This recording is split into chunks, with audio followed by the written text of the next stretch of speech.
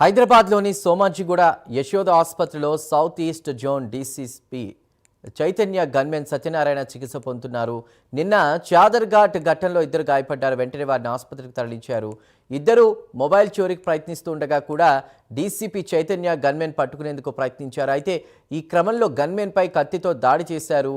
దాంతో దొంగలపై డీసీపీ చైతన్య 2 రౌండ్లు కాల్పులు జరిపారు. ఘటనలో రౌడీ షీటర్ ఒమన్ గాయపడ్డారు.